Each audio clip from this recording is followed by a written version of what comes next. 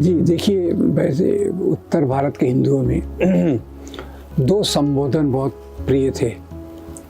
एक गुजरात के एरिया में जय श्री कृष्ण और बाकी उत्तर भारत में जय सिया राम।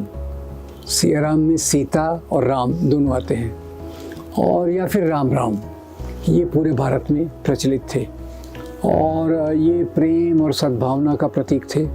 एक मैंने बहुत अच्छा कार्टून देखा था, एक व्यक्ति दूसरे को कह रहा है, भैया ईद की राम राम।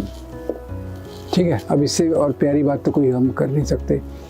पर ये जब से इन्होंने बाबरी मस्जिद का आंदोलन चालू किया, इन्होंने जय श्री राम नारा लिया। ये देखिए, इसमें जय श्री राम में सीता गई, यानी स्त्रियों के प्रति उनका एटीट्यूड यहाँ दिख गया, और जो राम राम में एक स्नेह रहता था बराबरी का, वो भी गया।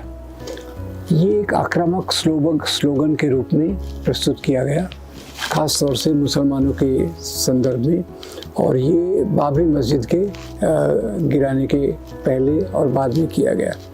तो उसमें बम्बई में तो महाआरती भी निकाली थी उन्होंने। महाआरती में भी उन्होंने काफ़ी ऐसे नारे लगा कि वो मुस्लिम कम्युनिटी पे आक्रमण करते थे।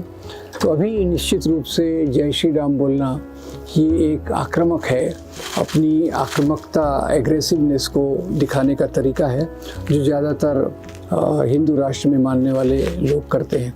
जबकि अभी भी उत्तर भारत में जय सिया राम, जय राम राम, ये दो चीज़ें ज़्यादा पॉपुलर हैं।